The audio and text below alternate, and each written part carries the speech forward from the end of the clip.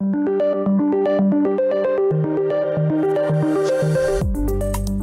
is the Brave New Coin Crypto Conversation, hosted by Andy Pickering. Hi everyone, Andy Pickering here. I'm your host and welcome to the Crypto Conversation, a Brave New Coin podcast where we talk to the people building the future in the Bitcoin, blockchain and cryptocurrency space. Hello everyone, Andy Pickering here. Welcome to the holiday edition of the Crypto Conversation podcast, where we're republishing some of the best episodes of 2021. This one is from back in July with Jules Urbach.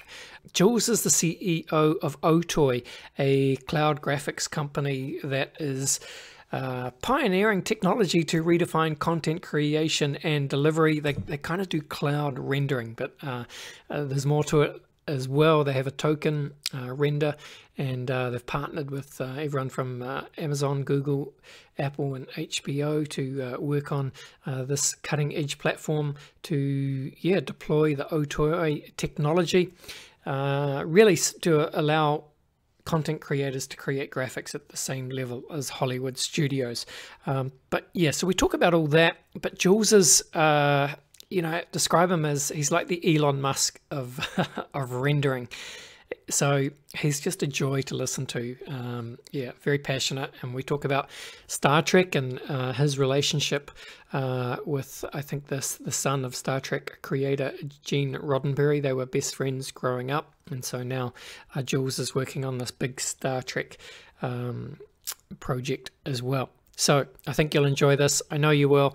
And this is our last holiday best of. So we'll be back to normal publishing very soon. But in the meantime, enjoy this chat with Jules. And let's just hear about our sponsor, PRIMEXBT, and then we'll get into it. PRIMEXBT, of course, is an award-winning Bitcoin-based trading platform with over 50 assets, including crypto, forex, commodities, and indices. And to provide the highest level of liquidity, PRIMEXBT aggregates feeds from 12 industry-leading exchanges and data providers. PRIMEXBT offers high leverage, going up to 100x on crypto assets and as high as 1000x for the traditional markets, with an interface that is suitable for both professional and beginner traders.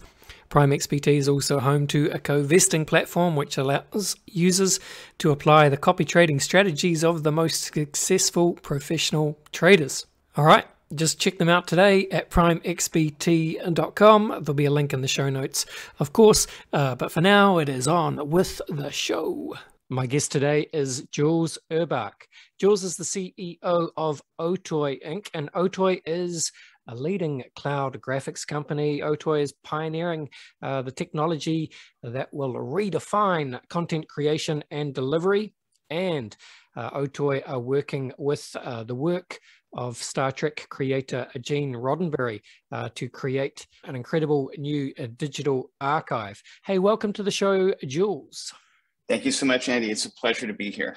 Pleasure to have you here, Jules. And look, today we're going to talk about all sorts of things. We're going to talk about, rendering, Star Trek, NFTs, perhaps Mr. Beeple. But before we do all that, let's understand some of the context here. So when I mentioned to a friend last night that I was talking to you today, and he described you as the Elon Musk of rendering, which I thought was quite cool. So I'd love it if you could introduce yourself, Jules, and then we'll start to talk about Otoy and go from there. Sure, of course. So Jules Urbach, the founder and CEO of Otoy. My background, I mean, I've been in the industry, the video game and computer graphics industries for I guess almost 30 years. My very first game when I was 18 was a CD-ROM game called Hellcat. And shortly after that, in the 90s, I started to develop, 3D graphics technologies for 3D rendering that could be put inside of a browser. And that was something that worked to great effect for a number of game titles in the 90s, and Macromedia, which later became part of Adobe, worked closely with us. Around 2002, I basically started Otoy in my house. I sort of, the team from my earlier adventure in 3D games on the web actually largely joined me in Otoy. So the core team that works with me today has been working with me now in almost 25 years. And Otoy's mission and just given my background and my sort of passion for 3D graphics was really to democratize content creation and art, and had two really critical goals, which were to essentially take picture quality rendering, super high-end rendering you see in films that looks real, and make that work in real time on everyone's machines. And the graphics cards that were at the time powering PC games and PlayStations were really not. There's a lot of sort of angst around whether that could ever be used to power, the kind of rendering that I'm just talking about. But we did that, and as the company grew, we productized that. I mean, today we have Octane Render, which is our GPU rendering software. It's just had its 11th anniversary, and artists like Beeple and J.J. Abrams and many others use it for their own work. I mean, it's like Photoshop. It's a inexpensive subscription. It's actually completely free on the Mac and on the App Store. And the goals that I had for democratizing content creation, I think, have been largely served well with the success of Octane. It's been, it was the first time I think that people had even understood that a GPU piece of software like that could take graphics that had been in the realm of high-end visual effects work and expensive machines and bring that to a single laptop or single workstation. The vision, though, was greater than that. I mean, if you look back at even some of the, I took out patents mostly defensively in the early 2000s or mid 2000s, right, to get, to sort of map out some of the things. And one of them was about tokenized rendering, because as fast as we can get rendering or computer graphics to work on one machine, there's always more. There's always like, I want to make a movie and I want it to be done instantly, or I want to render it 4K, or I want to render it larger than that. And that's kind of where the blockchain part of the crypto part of what we're doing sort of came into fruition. And this was, it goes back even obviously before, crypto, if we're talking 2008 and earlier. But the idea was that if you needed more compute power, it wouldn't necessarily come from necessarily adding more computers or GPUs. It would come from sending this out and operating something equivalent to SETI at home and paying everyone running the system a token or something for every ray traced. It was a really interesting concept. And as we progressed, I mean, over the last 10 years, we've had major investors like Autodesk and Disney and Warner Brothers, and also partnered with companies like Amazon, Google, and Microsoft. And those partnerships, including having Eric Schmidt join the advisory board, were all about bringing GPU rendering, GPU cloud to all these artists, which I think we understand the artist mindset very well. And what we discovered very early on was there's not enough GPUs in the public cloud to satisfy even a few big customers. And that's where, in 2016, 2017, revisiting the concept of distributed rendering and building that on Ethereum, building it with a token that essentially paid out, that work became a really big part of our company's mission. And that's how Render was born. And today, Render is, it's out of beta for over a year. It's absolutely, the artists using it love it. And I think it's going to be huge. More importantly, everything you're doing on the network, because of the way it's been built, the work itself is proof of render. It's validated on Ethereum. That's how the system works. That's how people get paid. It goes into an escrow account and on a smart contract. But every single 3D asset, everything that let's say Beeple makes or Pack makes on the network that's done through this system, it already is tokenized. It's already in a sense an NFT.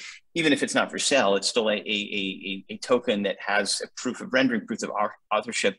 And that's the basis, I think, for the way NFTs should be built, and even NFTs that aren't for sale, like the Roddenberry project you brought up. We should talk about that in detail, but that's a project that it's a museum quality thing. It never goes for sale. It's owned by the Roddenberry estate, but it's not a token that would be sold on any marketplace. It's there as a reference. And the system that we built all the way from the very beginning, of Otoy's roots to today is helping to power that. And there's more. I will pause there because I know that's a mouthful, but that's my background, and that's how Otoy and Render came to be. Fascinating, Jules. And look, I think, some listeners or people listening to this podcast, they won't be animators or content creators or designers or NFT designers themselves necessarily. They'll have kind of a loose idea of what we mean when we talk about rendering and kind of the importance of democratizing access to sophisticated rendering technology, such as what you guys are producing. But I think it might be useful just to, before we go deeper, just gives you just your kind of high level summary of what we mean by rendering and why it's important to democratize access to that. That's a great question and a great point. So when I talk about rendering, it's when you go see a Marvel movie, for example, and our software has been used on many of those, like Ant-Man the Wasp and Captain Marvel. There's when you're seeing a computer graphic effect, and I think most people watching movies are familiar with what that is. To get that to look real, you have to basically run a simulation. You have to shoot light rays from a light and you have to bounce it around a 3D object, and then you have to almost capture that like an exposure. If you do that the way that the real light works in the physical world, it's expensive computationally. That's why CGI effects in movies have traditionally been something that takes the Transformers movie in 2007. I think ILM spent 40 hours to render one single frame, in a 2-hour movie, and that delta, that computation cost is expensive. It's also something that's been largely the quality and the equipment to run that was out of reach, I think, before we introduced GPU rendering. And what's interesting is we didn't just make it cheaper. We didn't just make it run on lower end hardware. That 40 hours went down to maybe 40 minutes if you're doing exactly the same quality. And that was 10 years ago. It's now probably something like, you could probably get something done in 15 minutes, 10 minutes, or even faster as you add more GPUs. So the idea of democratizing, rendering is really about making things a lot simpler. It used to be very complicated to have the mastery of how the magician's tricks from a special effects artist would make something look real by actually just running the straight up physical laws of light on the system, making it faster. It's like taking a photo, and that's where we're at right now. The tools for 3D art creation might still be a bit complex, but the actual rendering is not. And that's where we've seen, really huge success with Octane, not just in making rendering and the cost of rendering much cheaper and faster, but also in simplifying how it works to the point where if you know how to take a photo, you now can render a virtual photo and have it look great and beautiful and have that run on, it runs now just fine on an iPad. The latest iPad, for example, runs Octane. And that's what I mean by rendering. And the democratization part comes from making that software accessible, making it run on everything, while also providing a community where artists can build assets, share those with others, and that's a big part of where we're going. But that's it in a nutshell. CGI, you see in films, making so you don't have to be an Industrial Light and Magic or Lucasfilm. We have artists that just somebody posted something from The Mandalorian that was a recreation. They just did it on their own in Octane, and it looks beautiful. It looks really as good as what I see on TV, which is also done in a lot of respects with our software. So that's the kind of democratization I'm thinking about when we talk about rendering. Makes sense, Jules. And this is it's I guess it's a good context for this is simply what's Moore's law, right? It's just well, it's not even slow. It's the fast exponential growth in CPU power and computer power, just as we kind of go from old school, these mainframes that used to fill a room, to a big clumsy desktop computer, to an iPad, to an iPhone, and then we just every advance gets exponentially more powerful, and the opportunities to content creators are so much more powerful. But now it's about giving people access to it as well, right? Yeah. And I will say that Moore's law is, that's a really interesting topic, and it's worth discussing because it applies almost down the line to everything that we're doing and how rendering, is sort of perceived. So the big thing that I think a lot of people are, when they say Moore's law is dead, and that's an argument that's been made, right? That, things aren't doubling every 18 months like they used to. That may be true for CPUs, where your x86, I'm going back early enough. I remember 286s. The CPU made by Intel, even AMD and others. Those don't necessarily double every 18 months like they used to. That part may be hitting a wall. What hasn't hit a wall is GPUs, and GPUs work very differently from CPUs. The way that a GPU works is if you can give it an instruction that it can run at the same time. A GPU has 1,000 cores that can run for every, let's say, CPU core. And if you say this is each of these things to be running at the same time, it can do it 1,000 times faster than a single CPU core. And a CPU generally has maybe a dozen cores, and those things are not really designed for this kind of parallelization. CPUs are needed when you have to do something one after the other, and that's how software was written for the most part until about 15 years ago. And taking an algorithm that is sequential and turning it into a parallel algorithm is the secret sauce for how Octane and many other breakthroughs that have sort of broken that speed barrier work. And when you do that, what happens is whenever NVIDIA puts out a new generation, I mean, those aren't doubling speed every 18 months. Sometimes they double in speed every year. And there's no limit because GPU cores are easily, you can add more. It's actually fairly, it's straightforward for software itself. I mean, we don't even change our rendering software. If you just add more GPU cores, it just gets that much faster. And that's where we're seeing a lot of this growth. And those GPU cores, now that we have been able to work with Apple and get this thing running on an iPad, the GPU cores on the iPad have also significantly increased, even faster than CPU. And that's where we see both the cloud and also local rendering becoming much more cost effective and progressing at a rate that's in line with Moore's law, as TMC in Taiwan keeps making 5 nanometer, 2 nanometer, 1 nanometer. This thing that keeps pushing things further, and especially with GPUs that are built on that, like from those from NVIDIA and Apple, we're seeing just massive gains every year, which is fantastic.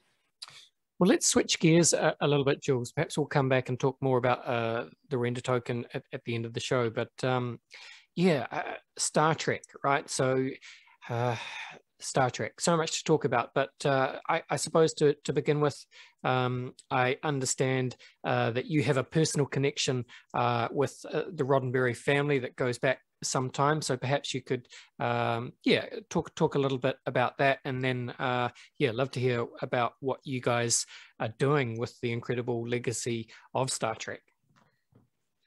Absolutely, and you're right. The story with my involvement in Roddenberry family is personal.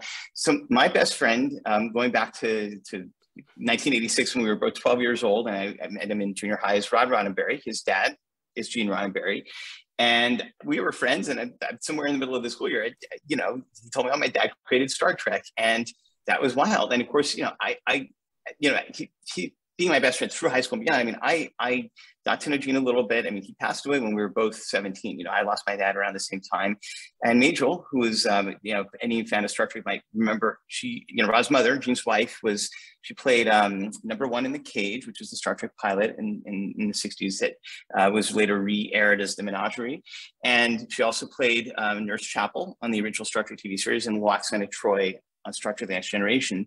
And I knew her all the way through the end of her life in 2008, and I considered everyone family. I mean, they were, I grew up in that house. I spent tons of time just living in their home with Rod and vice versa.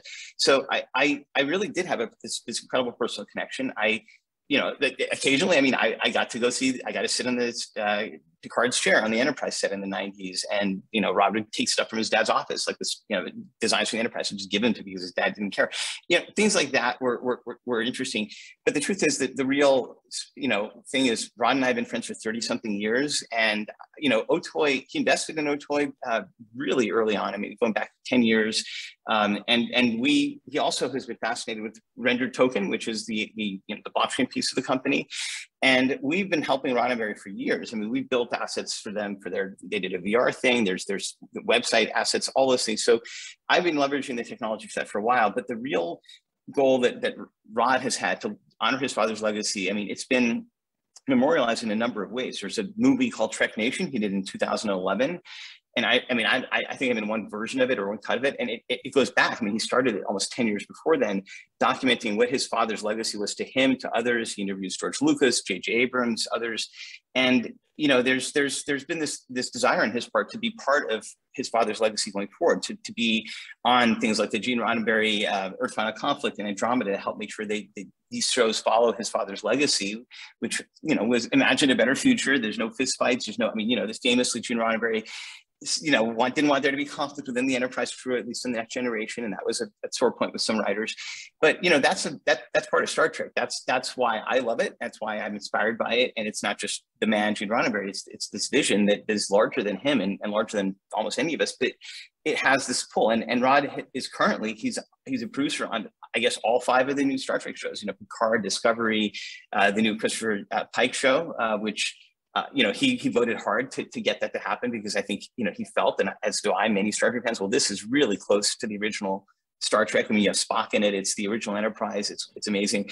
And there's this effort that he's been doing through Roddenberry Entertainment to start to preserve his father's photos and documents. I mean, there was a joint effort with CBS in 2016 for the 50th anniversary called the Roddenberry Vault, which was a re-release of the Blu-rays with all the materials that were literally in the Roddenberry Vault. There's footage, there's documents.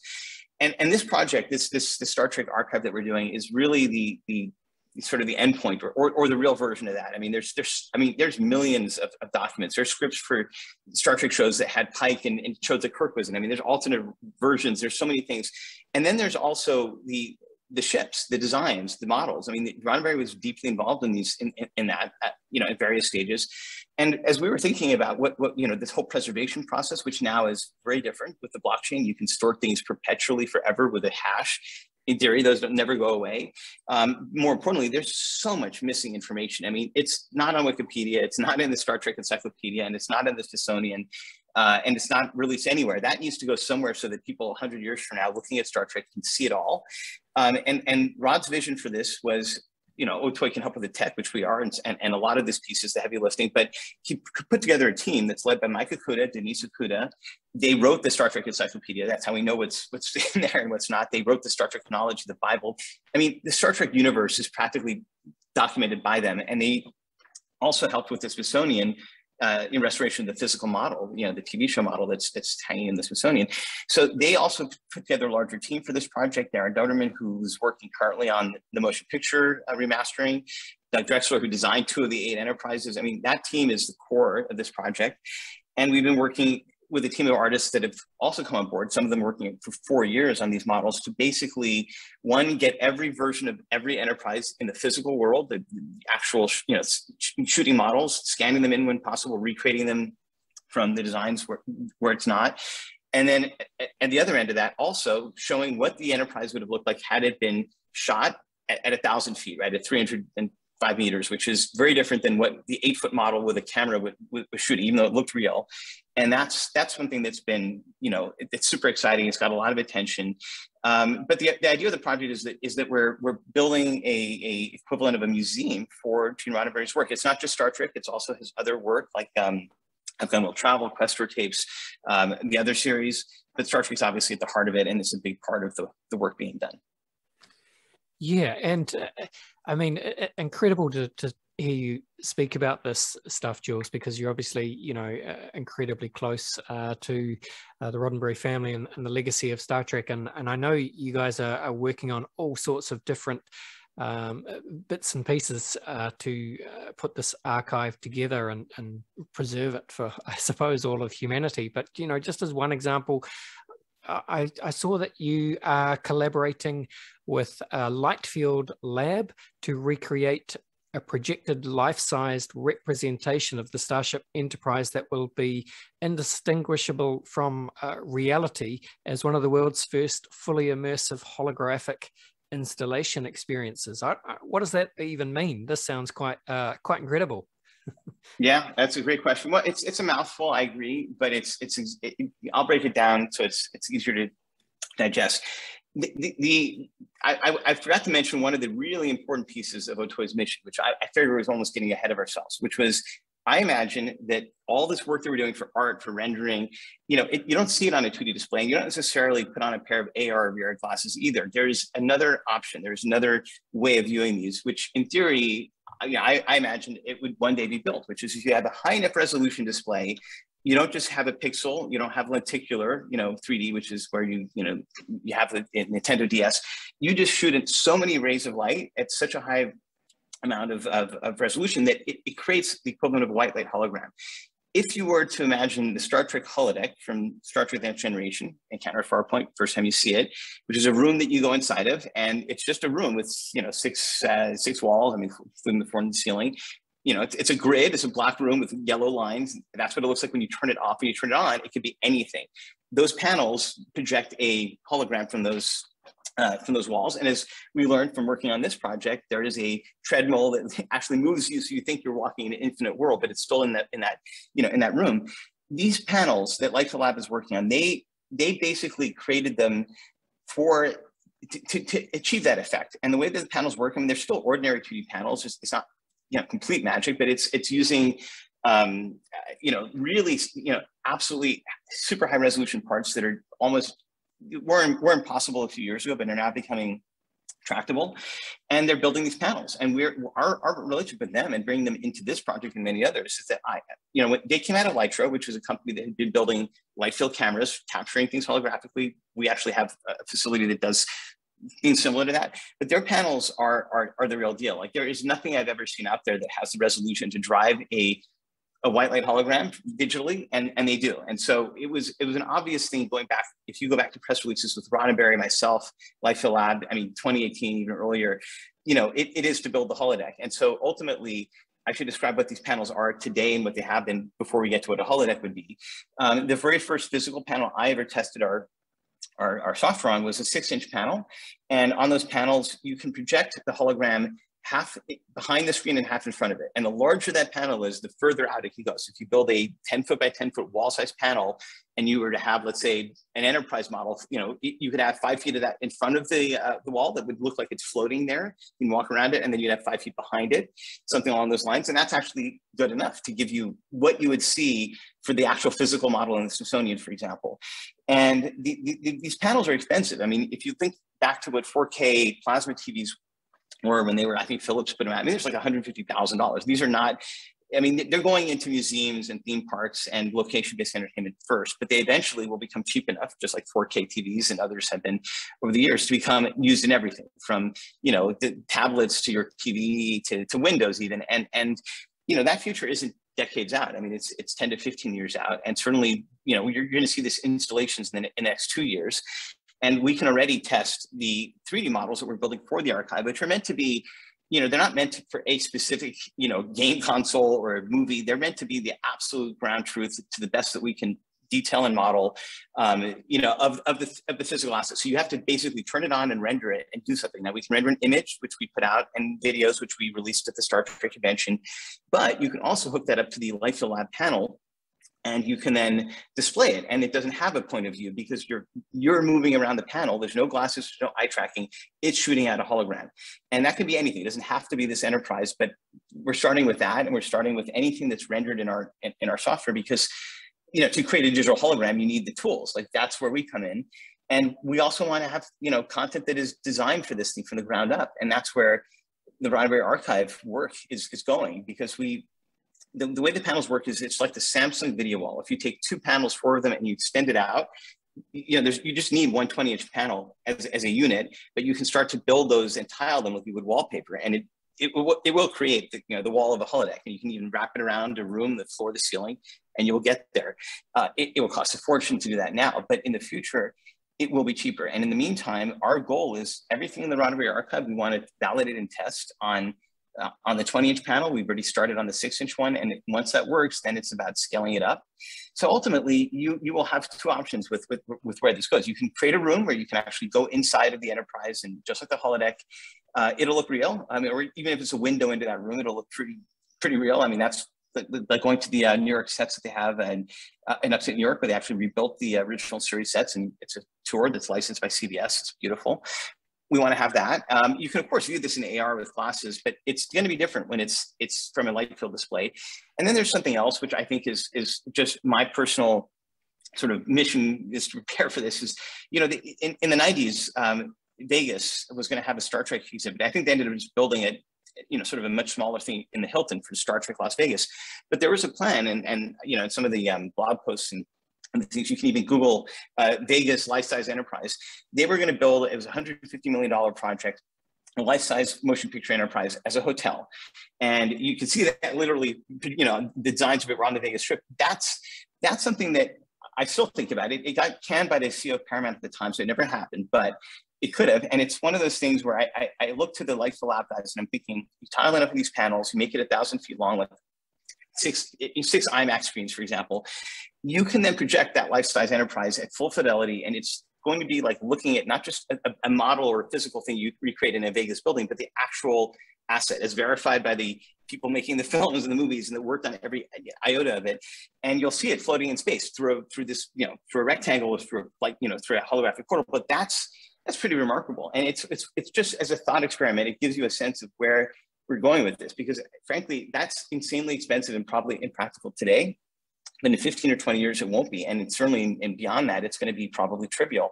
So we want to make sure these assets are going to be usable and really at the fidelity where that would be the demand of whatever it would take to make it physically real at life size is there, and there's no missing pieces. You can, these holographic display panels are so detailed that you can take a magnifying glass and you can look at things through that. It's all there. It doesn't cheat. It doesn't skip things. I mean, what you see, the rays of light going through your window into your eyeballs, which, you have a glass plane, but you have the real world projected through it. That holographic display panel can emit the same thing. That's why I'm saying you can put this inside of a room with no windows and it can look like you have windows, which I think is a whole other, again, thought experiment of how humans and life in the future might work when you have those kinds of, that kind of capability at scale and at cheap costs. Wow. I mean, what you're talking about, Jules, really, it really is a kind of incredible blend of, human imagination and ever advancing human technology in kind of the real world today. But in some respects, that's very much, the vision of Star Trek. And I think a lot of crypto people, especially are Trekkies or are fans of Star Trek, right? Because, crypto people tend to be more technologically inclined, shall we say, and, there's perhaps a little bit of a crossover with the Star Trek universe there. Just to finish off on Star Trek, I'd love you just to, could you put in your own words, Jules, sort of how you think about, what the Star Trek vision at a sort of a high level is, if that makes sense? I mean, it is something where there's only, one race, the human race, right? I mean, it's a united front of humanity, and it's a vision of the future where, there is no strife. There is no money, really. I mean, the Star Trek world, that was Roddenberry's vision. And, the growth of humanity comes from exploration, introspection, all of that. And that's a world that is, I mean, when Roddenberry was creating Star Trek, it was, in the middle of nuclear war was a threat. I mean, all these threats, and it's still the case today where there's so many things that we want a better world from. So the vision of Star Trek for me is the vision of a better world where, we've moved beyond all these petty grievances and fights and partisans, takes on things. And there isn't, there is a justness and a fairness that is sort of intrinsic in society, which is what the foundation of Star Trek world would have to come from. And it's a beautiful vision, and it's complex. And I don't really do it justice by trying to put it into one word, or one sentence, but that's largely it in a nutshell from my perspective. I love it. All right. Fantastic stuff, Jules.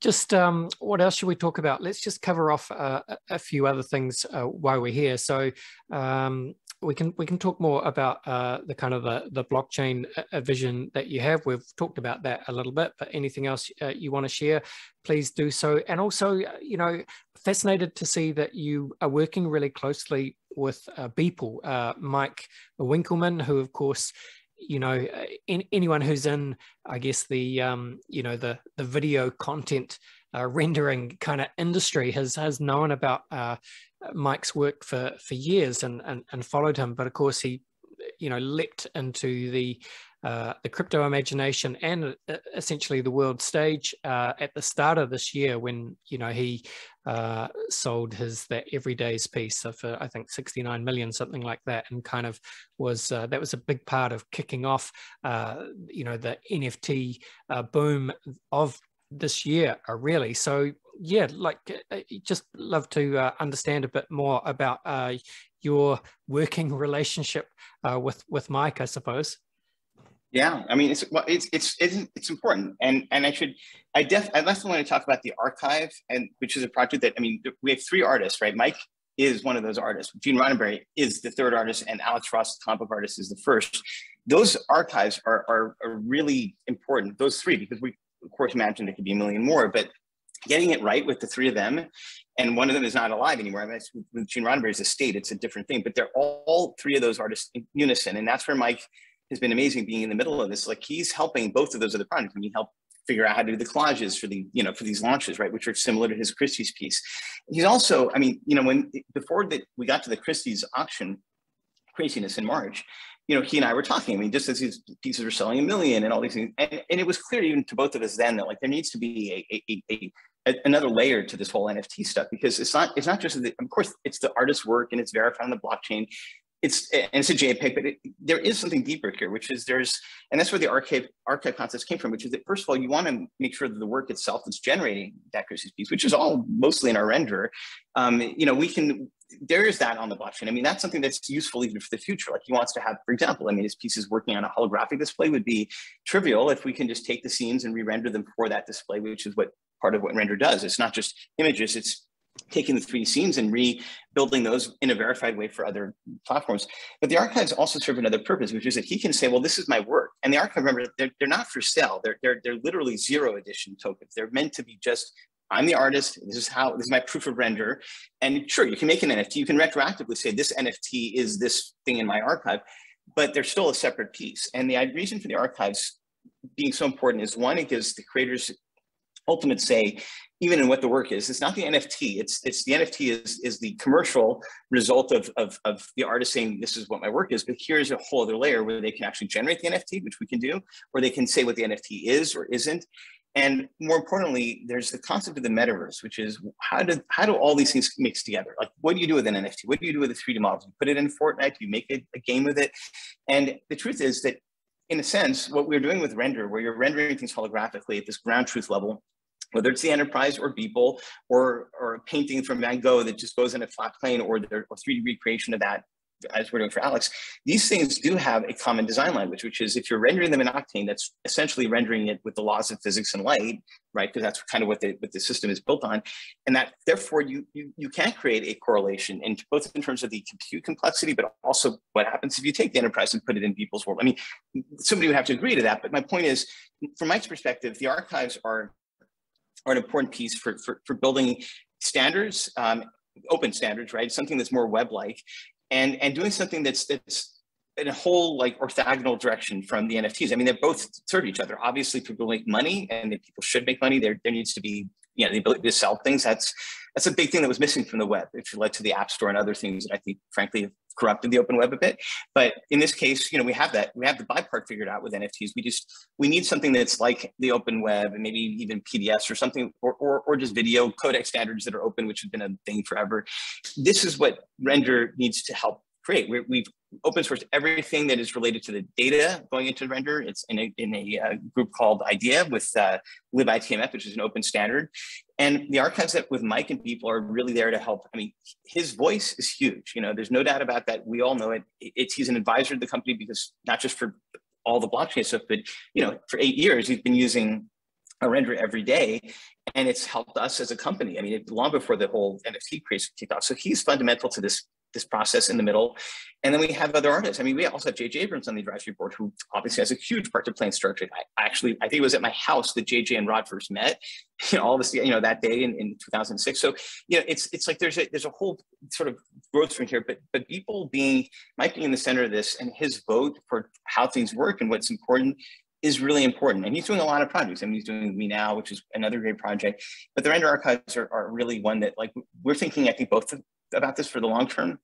And also, I mean, there's a lot of things where we want to make sure render is like the gold standard for doing eco-friendly crypto things, where it's on layer 2, proof of render is a whole other concept. I mean, there's a lot of things there that we want to sort of think about, but ultimately it's about getting the metaverse right. And also, giving, maybe for himself as an artist, the tools that he would want to sort of work the way he wants to work in the NFT and crypto space. But these are things that ultimately the whole mission of Otway, give these to everyone, make sure everyone has access to this stuff. And since Mike's been at the forefront and vanguard of this whole thing, and even before that, right, it feels totally natural for him to be a huge part in figuring out how this works for everyone else, because they look to him for those things anyways. So we've just made that more formal, and it's been great. And yesterday he just got the GQ Artist of the Year. I mean, he's doing amazing things, and he's been really wonderful to work with, and very generous with this time, even on the Roddenberry and Alex Ross projects, and working out a system that kind of links everything together. And that's, to be honest, I think an important piece of what a future metaverse should look like. Fantastic stuff. And you're right. Yeah, I did see that. Mike, he was given, GQ's Man of the Year or something was announced yesterday. Yeah. Well, just as we finish off this part of the podcast, then Jules, love to hear you talking about the metaverse, right? And, I think, it's been incredible to see just in the same way that, everyone is suddenly talking about NFTs in 2021, to some extent, the same is true of the metaverse. Suddenly everyone is talking about the metaverse and everyone has a slightly different idea of what it is. Of course, traditionally in sci-fi, there are kind of two competing versions of the metaverse. Obviously one is utopian and one is dystopian, and Star Trek is a great example of potentially a utopian metaverse. I'd love to just anything you want to share about your concerns or hopes, or what you think is happening with the metaverse and who the main players are and things to look out for, all that good stuff. Well, yeah, I mean, this could be an hour's discussion, but I'll give you, to answer your question directly, I'll give you my sort of take of who the big players are that have declared themselves as metaverse companies. Starting with Mark Zuckerberg at Facebook, we're a metaverse company. Got a lot of people's attention. I mean, he bought Oculus because, the spatial web, if you want to call it that, which is, the simplest way of looking at the metaverse is the web in 3D, right? It's too simplistic, but it's a starting point. That's, Facebook understands that that's very much a paradigm shift in the future. Apple, their investment in AR, and we work very close with Apple. So, for sure, there's going to be things happening, and they have AR Kit's a huge team within their company. They've declared that AR is a big part of it. They don't call anything the metaverse, but you have to imagine that's a big part of their future. And then you have NVIDIA and Richard Karras, who's a friend who's now in charge of Omniverse, which is, I will say, is NVIDIA's way of referring to the metaverse. I mean, that's huge. And Jensen's, CEO of NVIDIA is absolutely fundamentally looking at, I believe, Omniverse, metaverse as this fundamental platform that NVIDIA has to get right. So, you got them, and then you have, players who've been around for a while. Like, Microsoft's played around with HoloLens, but I don't consider that as a full deeper play. Then you have Epic, right? And I know Tim Sweeney well. I mean, we've I've known him for a long time, and he's been really supportive. And he and Brendan Eich, Brendan Eich's the creator of Mozilla and JavaScript and Firefox, an advisor also to the company.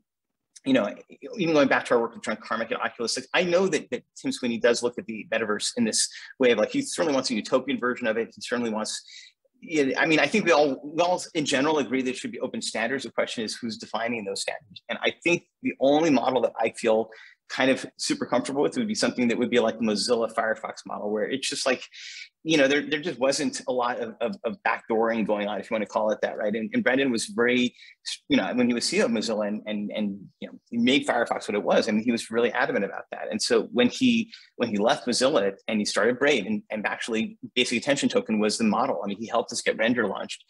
We would talk all the time about the metaverse, and still do, and it's and with Carmack and with Tim Sweeney occasionally and others.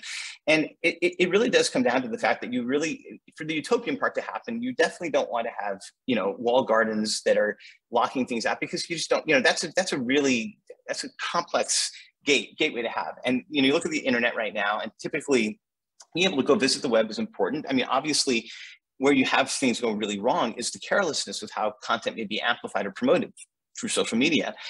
But you can't really look at that as I mean, that's a layer above the internet. I mean, I just think that if it's a platform that determines what the metaverse is, if it's somebody's code base, if it's somebody's format, if it's somebody's vertical, we're already in trouble, and it shouldn't be that. So all I can do is part of my piece or my vote in this is like, well, let's build these great tools. Let's open source the data. Let's also make it so that whatever tools we create, you can swap in competing products. Like you can swap in another render besides Octane inside of any of our products. That's shipping shortly. That's fundamental to the way Render works. And we'll see what others do. And I think that it's going to be, and I know that there's some really good intentions that are out there, but there's also some really defensive, agendas that are natural for huge companies. So it's going to be, I hope that we'll get to something that's like the web, because I feel like the App Store model, while it helped in some respects, it wasn't Steve Jobs' original vision for the iPhone, right? I mean, he said iPhone 1 launched your App Store in the web browser and Flash is out, which I didn't even agree with. I thought Flash was an important function. He was right. It's a black box. Code isn't open, not designed for this ecosystem, and it wasn't. And the web was where you could make an app. And then somewhere online, well, they changed it to native code and through an app store monetization. And then you have this massive battle between, you know, two companies I'm very friendly with, Apple and Epic, right, that are over how the app store works. But ultimately, you could imagine a world where Zilla had just mapped out how the web could, you know, deal with sensors that are sensitive, or payments, or, you know, as Ben was saying, if only I put a buy button in Firefox, this would be a different world.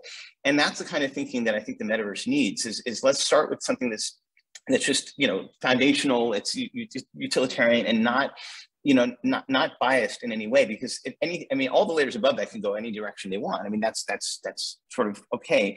But I think that if we're going to go for the dystopian thing, I mean, it's hard for companies to be fair when they control everything. And that's where the whole idea of crypto, I mean, everything with Render, when it comes to the metaverse, I mean, you know, it's more than a DAO. Like, I mean, I'm building a staking system into Render where it's like I took all of our burnt tokens, which is a lot. Like, we burnt almost 2 billion tokens. And I'm using that to stake the different, you know, multiverses universe, unchangeable, so that you can put something in an archive and that's it.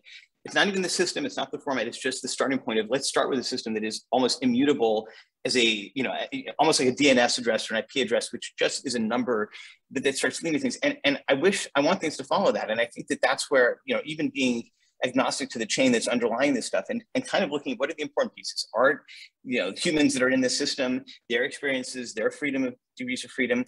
The metaverse needs that. And then, of course, you know, great technology and beautiful, you know, art itself is fundamental. But these are, you know, I look at it from the Otoy perspective. I'm just one company with one product or suite of products that's doing my part of it. But if Render succeeds, that will be something that will be much different and bigger and separate and autonomously run from Otoy. And we're just, you know, we're in the early stages, but whatever the metaverse is, it should be some conglomerate of that. And there should be standards groups that are really helping define that. And we may get there. I would say it's 60% chance we end up with an open metaverse that we'd all be happy with. But, you know, there's a chance that somebody big just locks it out and gets too big, you know, too much of a say in how it goes. And that's a bit scary. I'm also not a fan of you know, your social media, you know, account being how you put on a pair of goggles from Facebook. I mean, I've worked with Facebook so closely and I love many people there, but I just think it's just not a great idea. I'm against that. I mean, just in principle, but you know, that's just the way they're doing it. So those are all things that I think about deeply, you know, as I think about the future of the metaverse and where I hope it goes. Yeah, and incredibly interesting, Jules. And I just think this is going to be an increasingly dominant narrative of you know, the next decade or so. And well, I'm pleased to hear that, I don't know if that's optimistic, a 60% chance that we have an open metaverse versus you know, a dystopian Facebook-controlled metaverse. We'll have to see how it plays out. But let's go to a very quick break, and then we'll come back and we'll finish off with the very famous crypto conversation hot take round. In today's crypto market, the team at Brave New Coin are the sector's leading builders of custom crypto indices. BNC's powerful indexing engine draws on Brave New Coin's premium data to calculate high-frequency intraday and end-of-day indices for a wide range of index products. BNC's custom indices help you to gain exposure to the crypto assets class and track your performance against the market without having to become a stock picker. Not sure what you need? A Brave New Coin consultant can help you assess your requirements. Contact BNC today to find out more.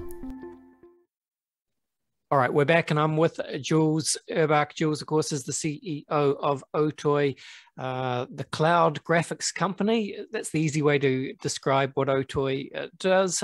It kind of undersells it a bit, certainly undersells Jules, who really is the Elon Musk of cloud rendering and more, I reckon. And man, Jules, you've been a fascinating guest so far. So what I like to do to finish off each crypto conversation podcast is I've just got a quick round of kind of rapid fire hot take questions. So you're an incredible talker.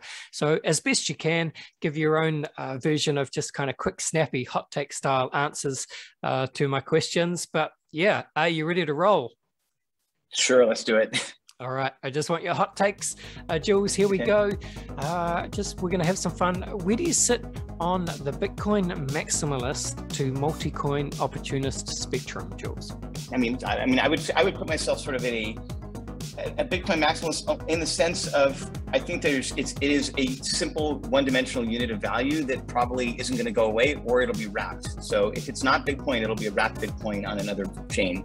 But you're nearing $1 trillion of things. It's tough to see that going away anytime soon. So I would say it's there. There are ways of making it also eco-friendly. It's a thing. So that's my hot take.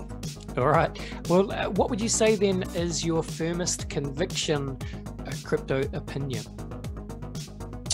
That you're going to see NFTs that are more valuable because they're not sold than being sold. It sounds counterintuitive, but I have a feeling that I will be proven right in 3 to 4 years. And yeah, I love that answer. And again, just really quickly explain why, in your opinion. Because I think value for NFTs is kind of equated in some ways to money. And I think that money is not, if the structural feature happens, right, remember there's no money, there's something else. There's a lot other kinds of currencies that are not unit-based. And look at the enterprise, right? The value of that thing is not that there's an NFT of it, it's that it's not even a one-of-one of it. It's the thing. It's the asset. It's the embodiment of something important, and its uniqueness is more valuable than anything you could sell. And because you can't sell it, it becomes something. I mean, that's true of land. That's true of the earth. That's true of many things. The universe itself. So I think the idea of proto assets, proto things that aren't tradable, that are fundamental. One, that's a value of importance in the metaverse, where you will visit things, and those things shouldn't be duplicable or sold or tradable in the common sense, because you're going to be building them on a chain of other things. And secondly, I think that the story and the narrative power of something, as an NFT, so-called NFT, is going to become incredibly powerful. And that currency is going to be, I think, at a meta level, more valuable than what the amount of Ethereum or Bitcoin or dollars you can get for it. It just there's a world where I see that being, your access to things, the importance of even the emotional connections of these is going to become important. It is how some brands are valued for money. When Disney, Bob Iger bought, Lucasfilm for $4 billion, Marvel for $4 billion, that was a number that, covered the cost of what those stories, that mythology meant as well. That's the IP, but there's something deeper than that I think the metaverse can deliver. And that's why creating things that are on the blockchain and that are unique, that aren't sold, becomes something that people want to participate in or even create. And that doesn't mean it's going to be existing IP. It could be something totally different. That's where you have many artists now creating their verses, their own universes, a lot of them in Unreal, a lot of them with our software. But I think that's where, there's going to be you're going to be trading things. I mean, you see that with Twitter accounts, Twitter handles. Those things are more valuable than sometimes the dollars people pay for them. It's things like that are going to be, and I hope it's a healthy version of it, but I do think that that's where that's where the blockchain is probably going to end up going, because already, what is ETH or Bitcoin, unless it's traded in dollars? It's a discrete unit, but there's so many other layers of value in a system that is all virtualized, that I think that's going to take over much more than a number of what something is sold for. And even I hope in some ways when you have 3D printing and you have energy that's powered by solar or fusion, who knows, 30 years, that those things, the physical world really does become sort of totally commoditized, and everything is about the stories and narratives, the creative efforts that you put in there, the things that you discover and explore and share, and those things become valuable in their own right. And it's not about what you sell them for and trade them in dollars or the equivalent of those. It's something like that. And it's hard to describe when you don't have all the systems in place that can value that, but I feel it, I sense that, and I think that's the path that we're on. So 3 to 4 years, I think that, or maybe even sooner, some of that will really start to become more apparent. Fascinating, Jules. Well, here's a slight curveball for you then. So let's, spin it out into this future of, potential technological abundance, right? So UBI as a potential fix for, AI-induced automation, or to fix some kind of dystopian future inequality. UBI, good idea or terrible idea? Well, it depends what the payment is for you, for that. We're talking about basic income, or the equivalent of that, right? Universal basic income for anyone that's not from the acronym. What is the income? Is it in something that's redeemable for for things that are fundamental to living? I live in downtown LA. I work here too. I've been for 13 years. It's a nightmare. There's I think 70,000 homeless people in LA. I guess there's a huge problem with of course drugs and all these things, but it is something where I really feel like there's a system where people should have a home or a house. Finland has housing for everyone. Like, there are countries that have done it. So if UBI is to cover the basics and things like that, that's good. And then if the income itself, I mean, if you imagine a value chain where if you survive and your physical life is largely sheltered, then really what's the rest of it? I mean, a lot of it is access, it's education. I mean, thank God we have the internet. I mean, I can learn. I mean, I honestly, I didn't go to college. I got into Harvard. I didn't go. I learned a lot of things from Wikipedia and the internet and research. I mean, it's like the world of information is there for everyone on the planet that has a cell phone practically. I do a lot of research on my phone. Imagine that being further and further translated. We're living in a post-COVID, we're not quite post-COVID yet, but we're living in a work-from-home universe where people can actually, wherever they are, they can make a living in some sense in certain types of sectors. Imagine that being spread further out. And I think we also are going to live in a world where automation, right, is going to take a lot of, current jobs, but that doesn't mean that those jobs, that there's not other jobs for others to have. It is one of those things where I really think that, we do live in a society where we expect, the taxes that some of us pay, or all of us in some ways pay, to cover the basic needs of the societal structure. And there is a case to be made for UBI. But I also think that by the time that becomes really tractable, it should be in a system where really it's just about energy consumption. And even the energy, if it's solar powered, if it's fusion reactor, and you have a drone that can 3D print medicine, that can 3D print food or grow it and deliver it and build you a house, right? And it's great. And it's just about the land, and there's plenty of land. I mean, granted, we're living also a world where you're going to have ecological horrible things, but that probably will be worldwide. But something like that, it starts to make a little more sense. And I think that it's certainly, I mean, I'm not an economist, I'm just looking at it from the, maximalist technologist point of view of what I would like to see for those that have nothing, that are homeless right now, that have struggled to make a living. Yeah. And that have, some of them have beautiful ideas and could make it, if the opportunities were just aligned right. That's a big part of it. And I think there's many ways to make that happen, but I do think we have to get a lot of tech right. And if we can virtualize or digitize the creation of core resources, including house building and medicine, I mean, we're not there yet, but it's not impossible. And then it just becomes literally a tokenizable asset from energy. And that's what render is. Render is bouncing photons around. It's literally a unit of kilowatts to render power to photons. And that is where, on a meta level, I see the render token being a unit of kind of survivability. I mean, energy and below that information, right? Channel entropy is the fundamental structure of all things. So I don't know, that's sort of where I see the UBI piece fitting into the larger, vision of the next 100 years, I guess, or at least for the rest of the century. Amazing. Very well said, Jules.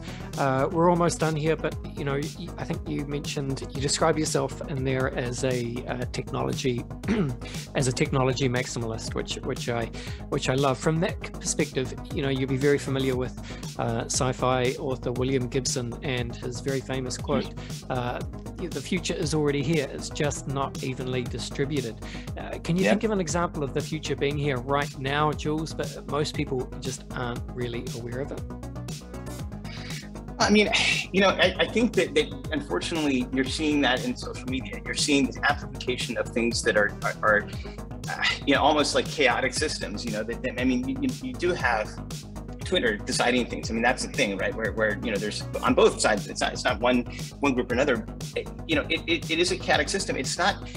It would feel like an evenly distributed system is something where there's a meritocracy of sorts, where there's a system that can decide whether things are hurting or helping society, and it's weird. There's also the fact that the opportunities. I mean, if you're looking at it from the world perspective, I mean, I'm a U.S. citizen. I mean, the U.S. the Western world is not the same as the full world, where the opportunities that we have in developed countries isn't there yet in other places in the world. I mean, that should change, but it's coming. I mean, you see in Africa where they skip landlines, they just went straight to cell phones, right? I mean, there's probably countries that might just skip cell phones themselves and go into glasses, or who knows what else can come from there, right? And I think that there's the pieces of the metaverse is sure a huge part of it, because the real part of the metaverse is you're digitizing the last remnants of physicality, so that if you want to, or if you have to, which is the more important point, you can survive and you can thrive in a virtualized system that doesn't depend on what land you grew up in or what your ancestors had and what you inherited from your parents. I mean, that's a better world. And I think that technologies today is making that is democratizing that. But I mean, it should go all the way further, where there's nothing that stops anyone on this planet from becoming everything they want to be within a system that is at least not blocking you from your ideas and your art and your creations and your thoughts. If they're useful, if they're buildable, if they're not, I guess toxicity is a hard thing to apply because it's perception, right? But I think that when you build a great system and you have a great idea and the doors to make that a viable part of society can help you yourself do more. That's kind of there with the internet. You see that with these pieces, but it's just not quite fully realized. Certainly not worldwide, and that's a perfect example of things not being evenly distributed. I mean, internet used to be the domain of people that had high-end computers and knew what dial-up was, and then you've seen that now go to everything and everyone, and it'll go into every almost physical object through IoT and other sort of diffusion efforts. But there is also the possibility that somebody will see that, and you see that with social networks right now, which are very centralized, where what goes on a social network and not is not really decided by a lot of people, and it can go wrong in both directions. So I think that I don't know whether or not a fully decentralized committee would be better, but it certainly having that as an alternative would be important. And all those things are factors I think about when I think about that quote, which is a really good one.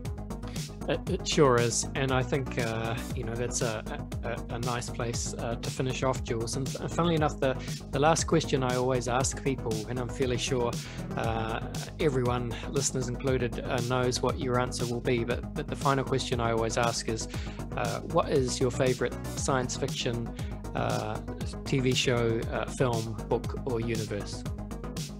Well, yeah, I mean, I guess it's not going to be a mystery there. The structure of the motion picture, and I had to think about this a lot because I love a lot of things, but structure of the motion picture is my favorite sci-fi movie. And it's not everyone's favorite because it's a very, it's actually, there's not a lot of action in it. I don't know if anybody's familiar with that. It was the first film that was done after the TV series ended, directed by Robert Weiss, and Gene Roddenberry had a huge say in how that movie was done. Not so much in any Star Trek film after that. He did do Next Generation, but Star Trek: The Future was quintessentially Star Trek, and it was very much about a machine mind that wanted it, that was created by humans, that wanted to find its meaning and its place in the world and merge back with its creator. It's like the opposite of us as humans becoming, with the brain computer interface merging with machines. And I find incredible beauty in that vision. And it also is so, it's contrarian to the, I mean, I love Star Wars, by the way, as well. I mean, it's like, I love them both, but it's for me, it's truly, when you think about what sci-fi is supposed to mean, it challenges you, and it was the right movie for me. And I saw it when I was a child, but I watched it many times since then.